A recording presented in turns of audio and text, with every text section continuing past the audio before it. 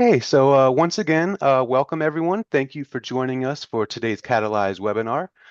Over the next hour, we'll be joined by Jaya Ghosh for a practical conversation on how to move from broad research aims to structured, milestone-driven plans that keep your work progressing.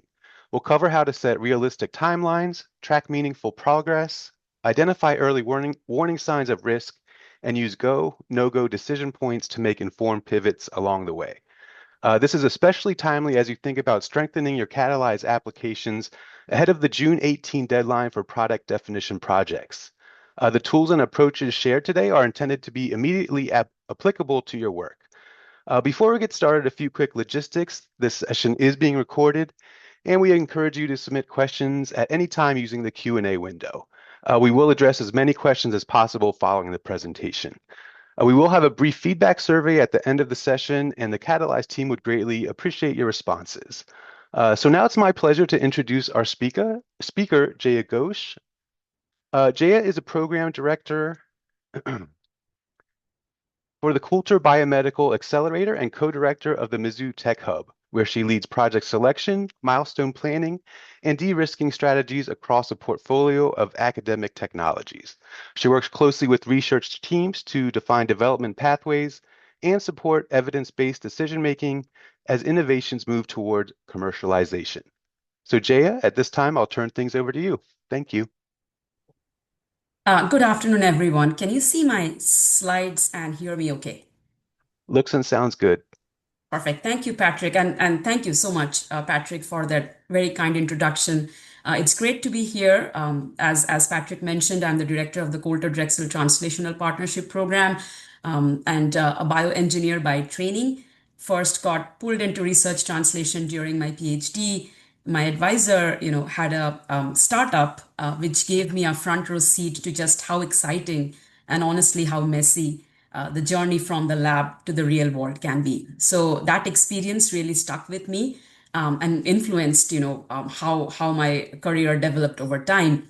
So currently, through my role at Drexel, and as you can see here, a few other hats that I wear. I spend most of my time working with early stage innovators, including academic and startups, small businesses, helping them take great ideas and turn them into realistic pathways for real world impact. And today, I want to talk about a mindset shift that many of us, including me, when I had made that change from pure PhD science research to thinking about application, have to make when we move from research into translation. So most of us are very comfortable writing research aims. We've been trained to do that for years, but translational programs like Catalyze and the programs I run, such as the Drexel Coulter program, are really asking a different question. How do we productize research? And that's where actionable milestones, as you see from the title of the talk here, and project management come into play. Now, my goal today is not to turn you into a project manager, but to help you think in a way that aligns with how translational programs evaluate readiness, risk, and progress. So your work is positioned for success as it moves beyond the lab. So this talk is really aimed at anyone who's involved in a research program and is thinking about moving their work toward real world impact. That includes faculty, postdocs, students, staff, whether you are just starting to explore programs like Catalyze or you are actively getting an application ready for a different translational funding opportunity. And if some of the framing that you see today feels a little unfamiliar, that's completely expected. Translational funding uses a very different planning lens than something like, say, an R01. Getting familiar with that lens early it takes a while, but getting that familiarity early can make a big difference, not only in strengthening your proposal, but also in setting your project up for smoother execution down the road. So one of the biggest misconceptions in research translation that I have personally seen, and you all might have heard or in some ways felt, is that projects fail because the science isn't good enough. In reality, many very strong projects, strong technologies with a lot of potential slow down or stall altogether because key risks show up too late. Now, these might be technical risks, excuse me, unanticipated regulatory hurdles, and these are just some examples, right? There are lots of them, as you can imagine, challenges around understanding adoption and use, among lots of others. So at its core, research translation is designed to surface those risks early. Milestones and project management are the tools that make that possible. They help teams, such as, yourselves, learn the right things at the right time, very importantly. And they allow you to use your limited and, as you can imagine, very precious resources much more strategically and efficiently. So this slide is a good snapshot of how translational programs think differently, say from an R01-like mechanism. In an R01, the focus is on generating knowledge and testing hypotheses.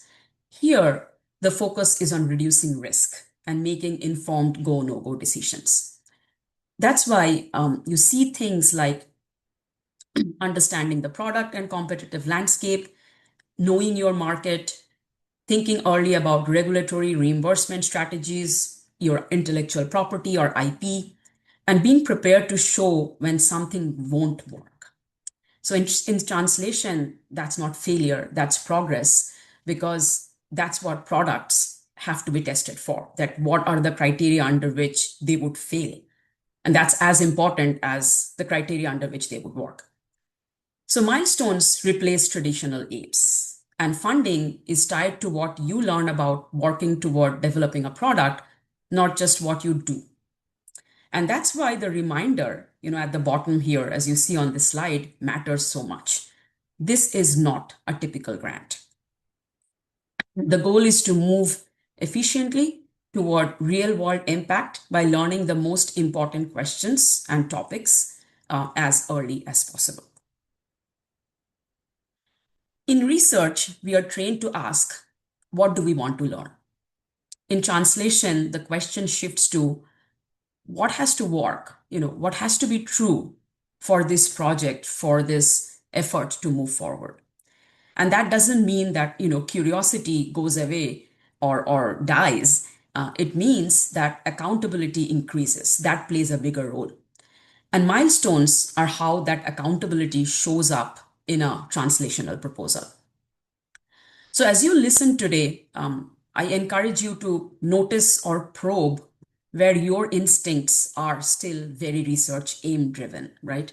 That awareness is actually useful and are a great first step as you start thinking about translational applications, translational projects. So research aims and translational actionable milestones can sound similar, but they serve very different purposes. Aims drive knowledge generation, as you can see here. Milestones, on the other hand, they drive readiness and decisions, very much focused on readiness and decisions. And it's very common to see projects with strong aims, very strong research aims, but weak milestones. And that's where often translational proposals struggle. And what we'll see today is what do you do to address those challenges that inevitably come up, because as I mentioned at the beginning, we are trained to write research aims, but milestones are something new. So I want to offer a really practical way for you to think about milestones, right? Because it becomes, it can become a very broad way of thinking. So what are some best practices, right? How do you do certain things, at least to know you're on the right track? So a milestone is a decision-enabling checkpoint. It should be tied to predefined evidence, clear success criteria, and it should explicitly reduce risk. Very important. When you're writing or reviewing a milestone or planning one, I encourage you to pause and ask yourself, if we hit this milestone, what decision does it unlock? And you will see later, it can be a positive decision or a negative. Can we move forward? Do we pivot? Do we stop? If the honest answer is we just keep doing more work, then that milestone probably needs more sharpening, further refinement. A common trap is turning milestones into task lists. Things like, run experiment X or optimize performance for this. Describe activity, but not readiness. And reviewers aren't scoring you on how busy, you are. They're looking for evidence that a key uncertainty, a key risk has been reduced in a way that actually informs next steps toward building that product. So as you think about your own projects, right, your own applications plans, try reframing milestones as moments of clarity. If you have aims, try reframing them as milestones, which should be moments of clarity. Places where you learn something decisive that meaningfully changes what you do next. And as I said, meaningfully means positive, negative, or okay, somewhere in between. And how do I change things from here? How do I course correct? So well-designed milestones do several things at once. They clarify what real progress looks like. They help you focus on the right priorities, and they reduce subjective decision making. So, as I said before, like if you are optimizing something, you are, but you don't know what that threshold is, right? So that's fairly subjective. How do you change that into something objective? That's the goal. They also make it possible to course correct early, say when changes are still manageable, right? And that's super important. And well-defined milestones also signal readiness to your stakeholders, which is, as you can all imagine, as you're trying to build a product, is very important, is a key factor for traction outside of the academic setting. Just as importantly, milestones also help ensure that precious resources, in which case, we know in our case that's funding, are, and of course, other, maybe in-kind support, in-kind resources are being used responsibly because they are fairly limited at this stage. So how do you use it right to move your efforts forward? And for reviewers, strong milestones make your story much easier to follow. They can quickly see whether your proposal is written to truly demonstrate progress, or to simply accumulate activity without, like over time, without meaningfully reducing risk. So strong milestones usually map directly to risk. And that risk might be technical feasibility, again, things which are very familiar, we are very familiar with as researchers, but also things like performance thresholds, which are more clinically relevant there, and there's other things also of clinical relevance, customer and market need, that pull, regulatory readiness, reimbursement, barriers to adoption. I mean, you can think of so many different ways in which these external factors are as important as you start out to build a product. When you look at a milestone, you should be able to say very clearly, and one thing maybe I should add here, and you can imagine that not everything in those external barriers need to be addressed now, but that awareness is needed upfront because you are eventually building toward those. So when you look at a milestone, you should be able to say if we meet this, one major uncertainty is reduced. It doesn't have to be maybe eliminated, but it is definitely reduced.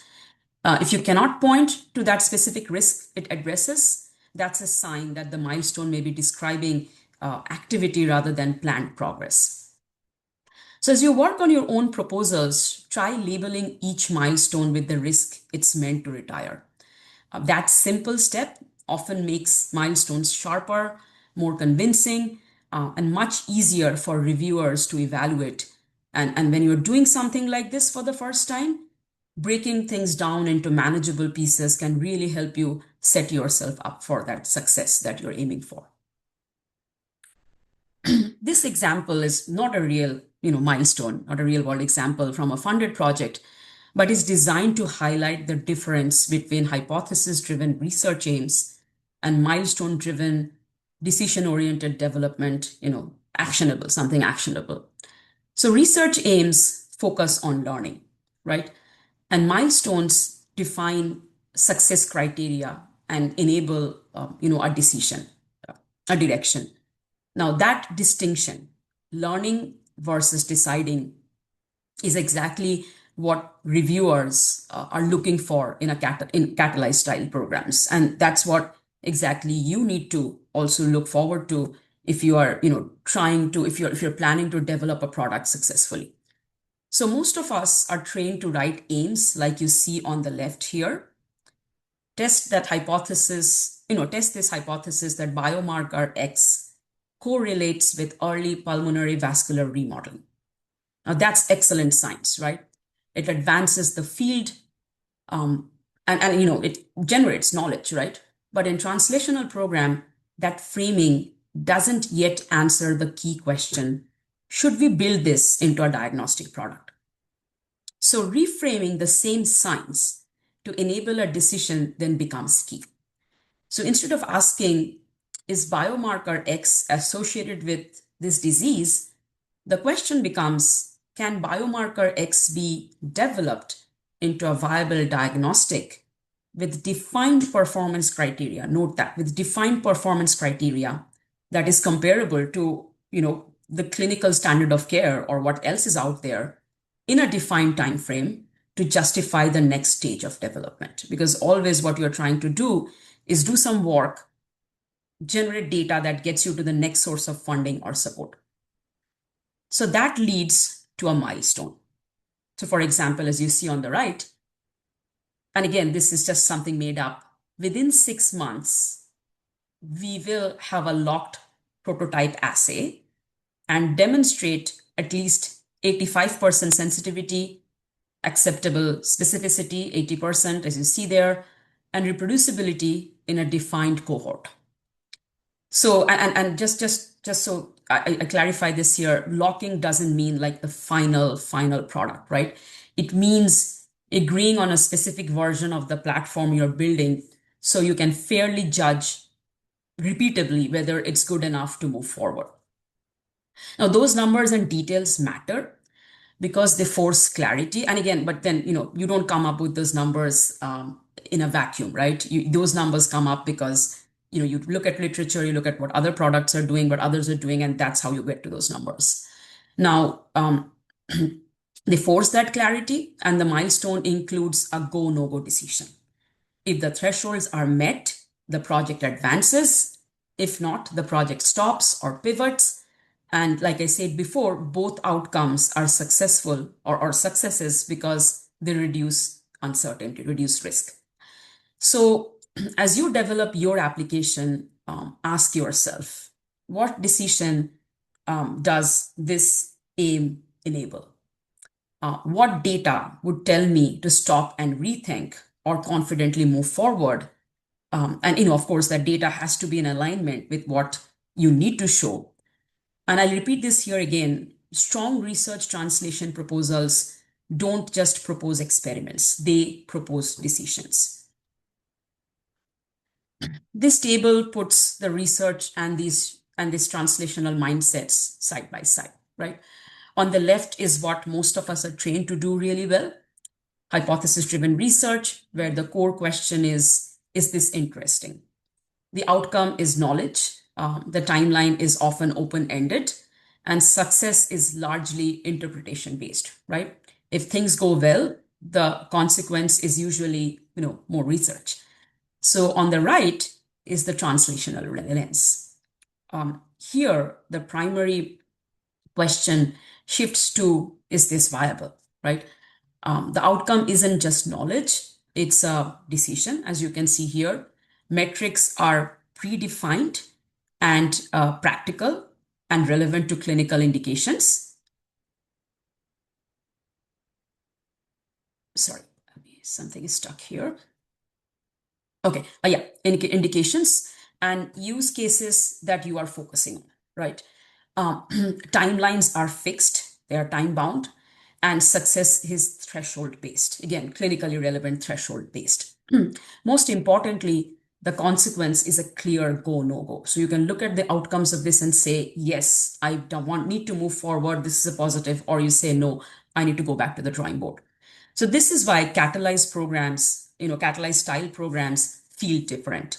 Reviewers aren't asking how elegant the experiment is. They're asking whether uncertainty has been reduced enough to justify the next step.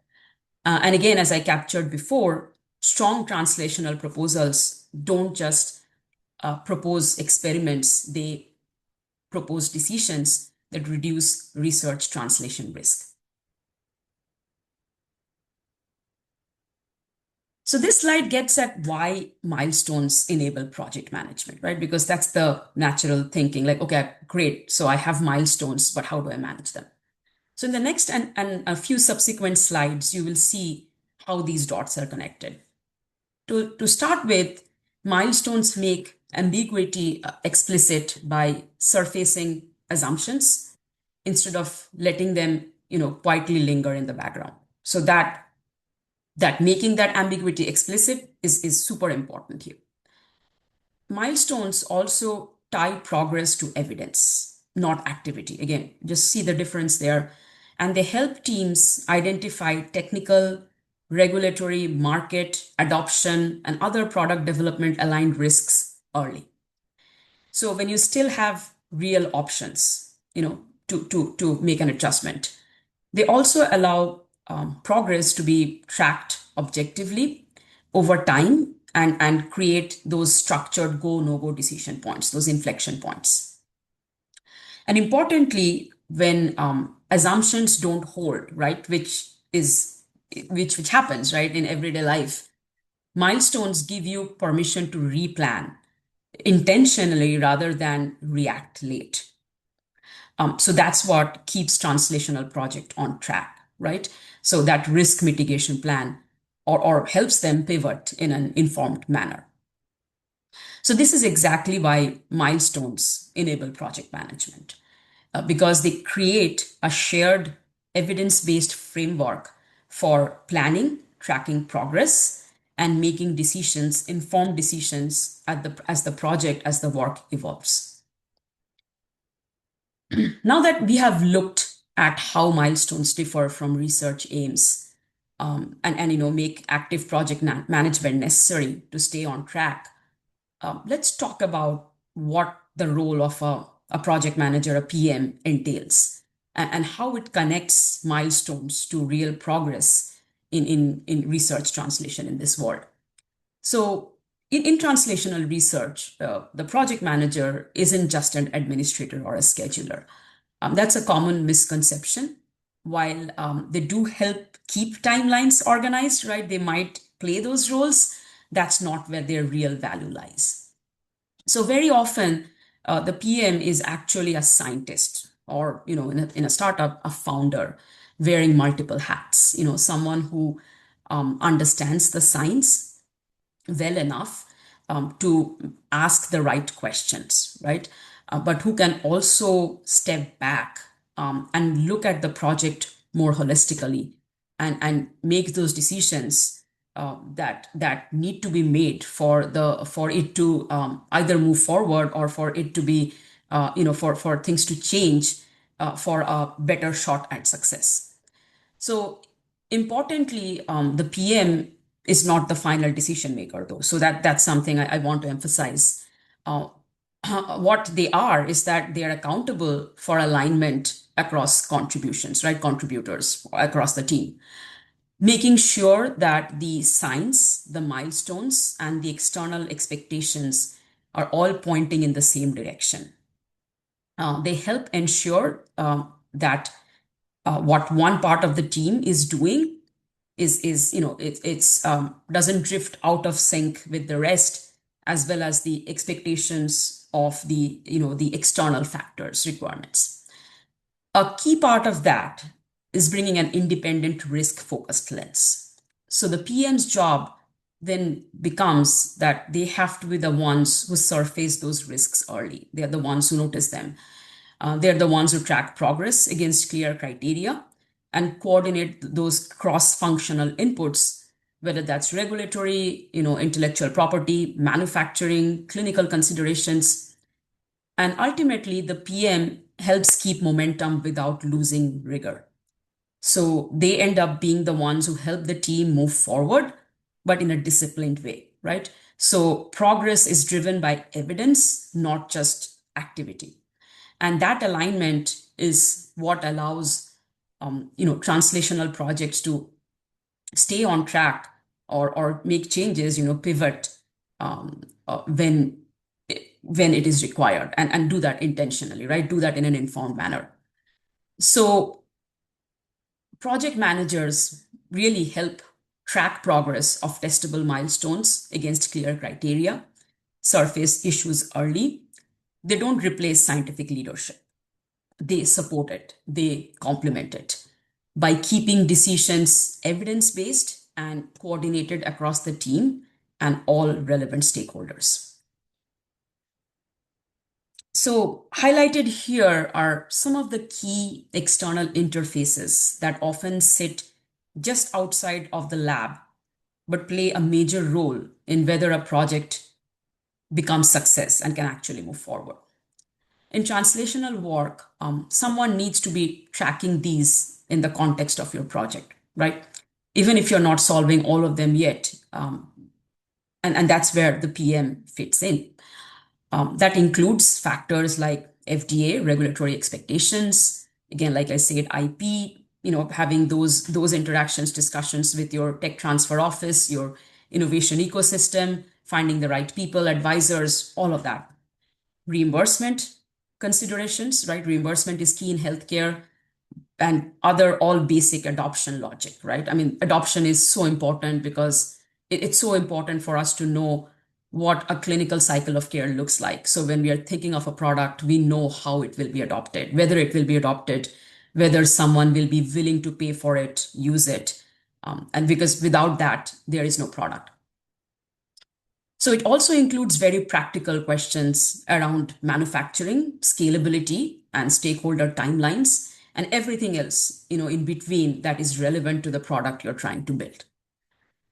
So the role of the PM here isn't to be the expert in all of these areas. I want to emphasize that. It's to make sure these realities are visible, discussed, and reflected in milestones captured in the data so they don't show up as surprises late in the process. And this is the key takeaway, that translation fails less often because of the science, if you think back to what I had said initially, and more often because these external realities weren't considered early on enough. So milestones and project management are how teams keep those risks on the radar from the very beginning. So building on what you have seen, milestones, risk, and what we have talked about, milestones, risk, external realities, this is where the project manager role really comes into focus in translational research teams and projects. Project managers partner closely with the PI and the broader team to help identify risks, track milestones, facilitate decision-focused discussions. As you've seen in the previous slides, translation isn't just about running experiments, right? It's about reducing risks, reducing that uncertainty, but in a structured way. Project managers help make sure that happens by keeping progress of a project tied to evidence, and by bringing up by noticing issues early before they become costly problems then or of the future. So importantly, that independent lens they bring, right? So important to have that. They're often the ones who ask those harder questions. And remember, they understand the science. So are we really ready to move forward? What assumption are we relying on here? What decision does this milestone actually enable, unlock? So they don't replace scientific leadership. Again, I want to repeat that. They support it by helping teams stay honest about readiness, and by keeping decisions coordinated, evidence-based, and aligned with the goals of moving moving something from the lab to the marketplace, from the bench to the bedside, however you describe it. So with that foundation in place, let's turn to how to think differently when framing translational research proposals. Now, this slide highlights some of the common pitfalls we see in translational proposals. And I want to emphasize that these usually aren't about, again, weak ideas. More often, the applications struggle because the planning isn't complete using that translational lens. So, building on what we have already seen, discussed about milestones and decision making, typical issues here include unrealistic milestones, tracking activity instead of evidence, and not thinking through what happens when early assumptions don't hold. And this isn't just about expecting failure, right? It's about showing reviewers that you have anticipated risk and have a plan in place to make decisions when things don't go as planned. So, strong translational proposals show that kind of foresight. They make it clear not just what you will do if things work, but what you will do if they don't, right? And that happens more often than we think, and how you'll decide what comes next. So, when you are designing milestones, ask yourself a few simple questions. What assumption does this test? What risk does it reduce? And what does success actually look like in concrete, quantifiable terms? Then push it a bit farther. What happens if it doesn't work? Who cares about this result? Why do they care about this result? That is ultimately with the focus on what decision does this enable. And again, like I've said before too, if you cannot answer these questions clearly, that's probably a good sign that the milestone needs further refinement. So, what does good planning look like? It starts with realistic milestones that balance ambition with feasibility. They define success upfront and track progress through regular check ins to assess status. That clarity allows teams to adjust early before small issues turn into major delays. And in translational work, that ability to course correct early is often what separates projects that move forward from those that get stuck, that stall. Before we look at an example, I want to pause on something that's central to translation: comfort with pivots and failure, that something doesn't work. So sometimes stopping altogether. So translational progress isn't always linear. And milestones should function as formal decision points where evidence tells you whether to advance, pivot, or pause. So, very importantly, stopping early based on data is actually a success, not a failure. It means that you have learned what you needed to learn, and you have actually shown that you don't meet the criteria that you're supposed to meet to become a clinical product without over investing. I'll note that the example we are about to look at in the next slide doesn't explicitly include pivot or risk mitigation language, but I encourage all of you to keep this framing in mind as you review it and as you write your own milestones. Very important framing to have in mind. In strong proposals, milestones should always leave room for informed course correction. So this is again a made up example, and it shows you how being specific, right, in terms of how you write a milestone changes everything. So the stronger milestone, and you can see here on the left, is an example of something that is not as strong, and on the right is one that is stronger. The stronger milestone spells out quantitative success criteria. And again, as I mentioned before, those success criteria have to be in alignment with the clinical product you are developing, with the standard of care, and addresses multiple risks at once. I've seen subtasks to milestones that individually talk about each maybe risk, but it does, and clearly enables a decision. As you can see here in that box, I'm not reading the whole thing as to why this is considered strong. So this level of clarity builds confidence, not just for the team as they execute, but say for the reviewers early on who need to quickly assess readiness. And also, if you think about the future, for your future funders, your licensees, your strategic partners, or maybe a startup you're planning for that, um, where you want to see meaningful progress has been achieved toward product development. So when milestones are this specific, this clear, they don't describe progress anymore. They justify the next investment, right? So that is what you need to do, because you're getting investment to move this to a place where you can attract further investment. So this helps. This helps. This is what you need. So based on these expectations, you can probably imagine that reviewers want to see a clear link between your milestones and the key risks in product development, along with objective, measurable success criteria, measurable outcomes. They're looking for a realistic plan. Again, that's very important. That leads to a clear go, no go decision and shows awareness of the broader context. Regulatory, IP, reimbursement, market adoption, whatever is relevant for you to show. Even if those pieces aren't fully solved yet, or you're not planning to solve them, during the course of that project. But as you can imagine, if you're building a product that needs to meet all these requirements, you have to bring them early on, build those into your questions, the questions you're trying to answer. So at the end of the day, reviewers want confidence that your team is willing to make evidence-based decisions. When those elements are present, it's much easier for them to see, that your project, that your work has true translation potential. So this slide, I'll just quickly go through it, but it's basically a summary, right, of what we talked about until now, that overall mindset shift.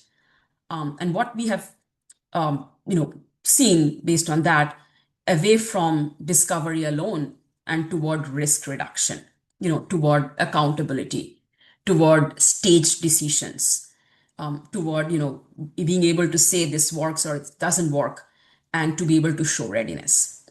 And again, remember the research values, remain the same, right? They have to remain intact. They don't need to change, but the context of based on which you're doing this is different. That's the one that changes. That's the one that becomes different. So now that you've seen the pieces of the puzzle, what can you expect if you're considering a PM-like role? So who can be a PM, right? First of all, it's actually anyone who's starting to see themselves playing more of a project management role in translational work, often without having really PM in their title needing that. And as I said before, the startup scientists are who, play this role initially. And even if that's what they like doing, even into the future. So in reality, many project managers in these programs start out as scientists or founders wearing multiple hats. So strong PMs tend to share a few traits. They are needed to be curious, organized, comfortable asking hard questions, but not to slow things down, right? Not for the sake of asking questions, but to make sure that the project and the team are focusing on the right, questions and what really matters. So it also means thinking beyond the bench, keeping regulatory, IP, reimbursement, market adoption, such considerations on the radar early on. One important mindset shift is that success here, for a PM isn't about having all the answers, right? Just remember that, because that is not expected of you. It's about enabling good decisions at the right time. And that often requires learning to separate what's scientifically interesting from what's actually necessary to move that translational project forward.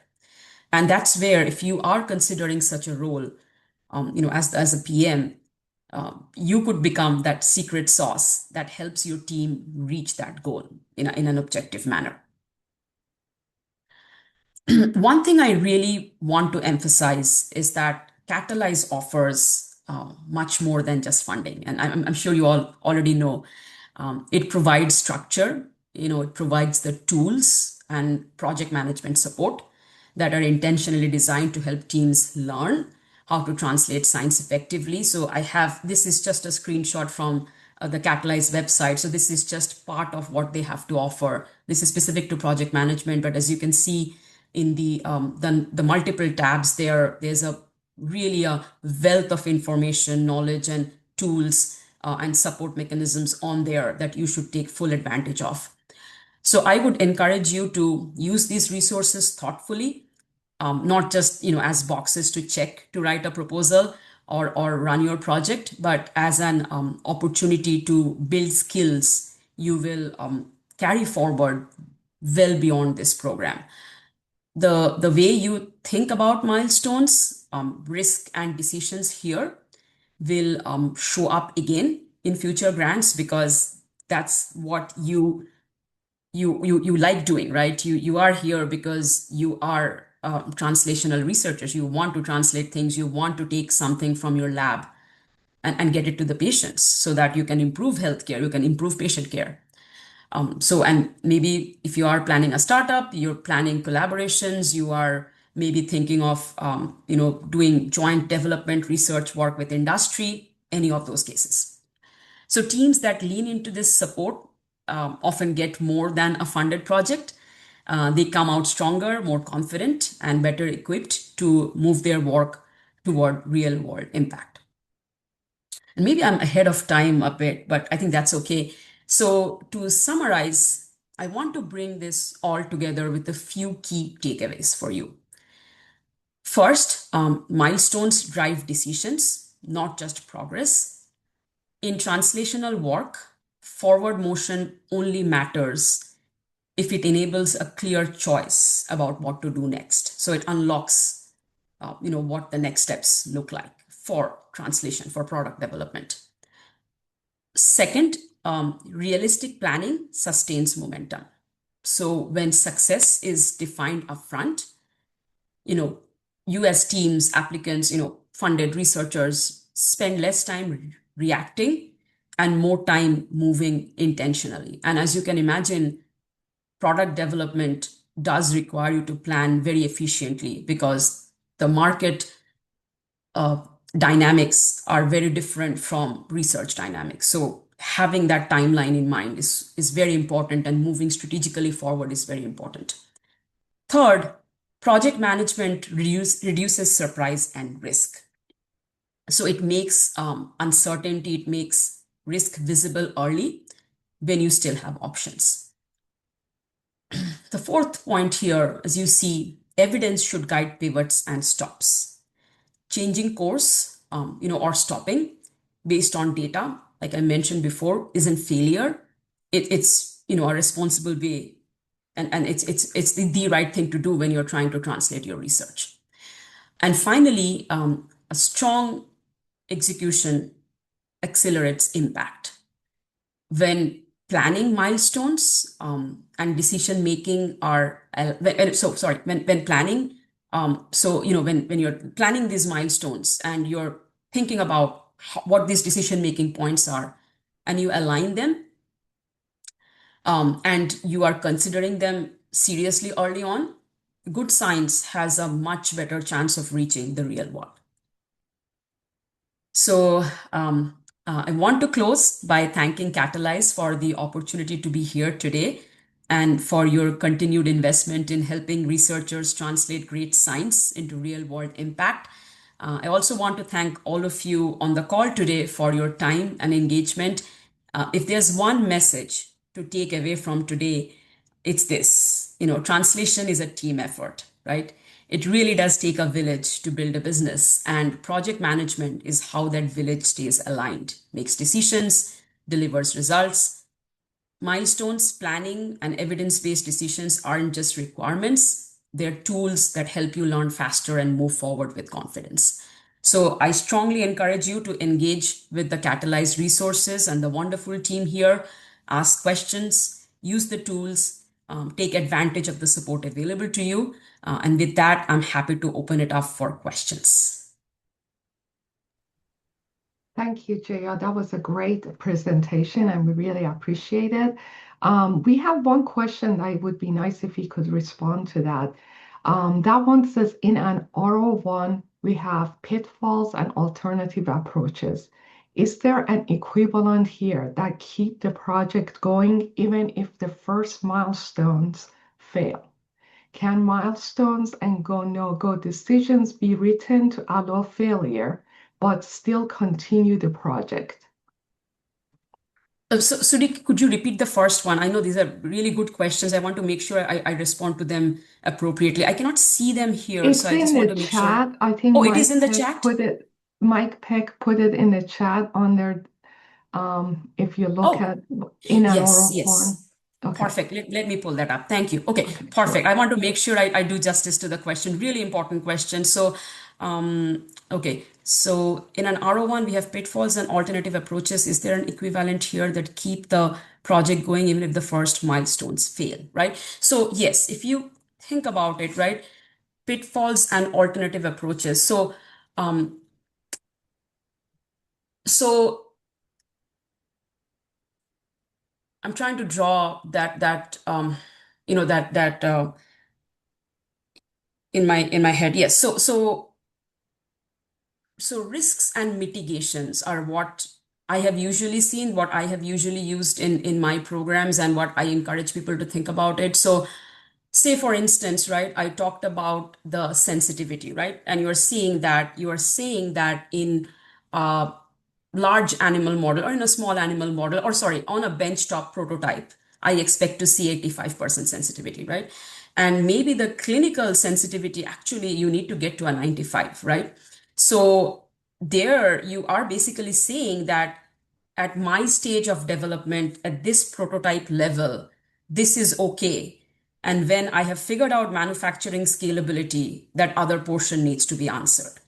But if you are trying to reach an 85 and you're only reaching 70, then either you kill the project, right? It's not worth moving forward, or you really go back into your approach and figuring out maybe you do the way you're functionalizing the surface or the way you're capturing data or something that you need to change to be able to get to that level of sensitivity. So I hope that helps. So the second one is, can milestones and go no go decisions be written to allow failure but still continue the project? If milestone is reached, let me see. If milestone is okay, this window is not working properly for me. Okay, so if milestone is not made because okay, so if milestone is reached, we continue on same path. If milestone is not met because effect is not strong enough, we repeat experiments with more frequent dosing. If milestone is not met because product half-life is too short, we alter the molecule by X, Y, or Z to improve half-life and retest. So yes, this does sound okay, but remember, when you're talking about altering the molecule by X, Y, or Z to improve half-life and retest, that might require you to go back to the drawing board and generate new molecules and do all of the in vitro work again. That might not be practical if you are doing, say, in vivo studies. So again, think about what is feasible, what is realistic. So I will definitely, just think about what kind of development that will entail if you have not been able to meet. And maybe it's possible if that milestone is not met, you are saying that my current generation of leads is not going to get me there. So I need to go back to the drawing board, come up with a new set of leads that I want to continue working on. So I hope that helps a bit. Okay. Are there any Thank other you. questions? Yeah, go ahead. Sorry. Yes, there's another question is how do you strategically define market dynamics versus research dynamics? Okay. No, great question. Thank you. So what I would encourage you to do is not think of it as the versus, but as how the market dynamics is influencing your research dynamics, right? And say if you're developing a pharmaceutical therapeutic product, it's probably a good 10, 15 years away from reaching the market, right? And by then, other products might have made it to the market. So when you're thinking about it, what I encourage the researchers I work with for them to do is when they're thinking about their market dynamic, their competitive landscape, to look at not only what product is out there, but what is in development, emerging technologies, right? And for a pharmaceutical, for a therapeutic biologic drug, you could probably go to clinicaltrials.gov and look up like what else is happening. So at this stage, I can assure you that the reviewers or the program will not expect you to be able to predict what will happen 10 years down the line, but they want to see that you are aware that the market dynamics is shifting, and what you are developing, you would be able to, you are at least you are knowledgeable, you are aware, and that you are developing, keeping that in mind. And it's totally okay to if you are something promising, because the other party could also have something promising that does fall apart, when it gets to clinical trials. So it's totally okay. But if this is promising, if there's an unmet need and the program thinks it's worth of funding, you could fund it, and then 5 years down the line, you might not be able to develop it any farther. I mean, as you probably have seen, I think 1 out of 10 startups and others actually end up going to the market because things shift. That's the risk that we take, that programs take, that investors take in this field, that industry does.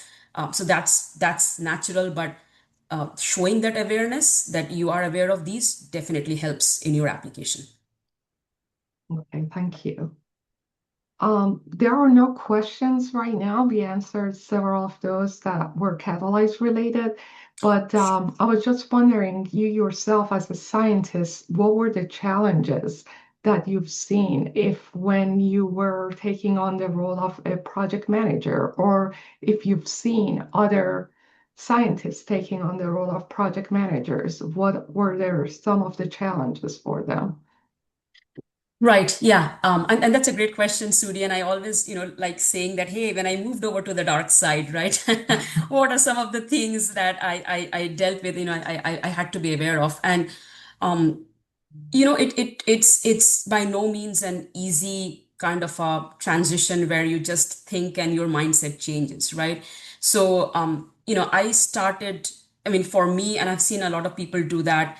I started getting involved in programs and efforts that were doing, more research translation focus. So I was at some point a biodesign fellow at the University of Missouri after my PhD.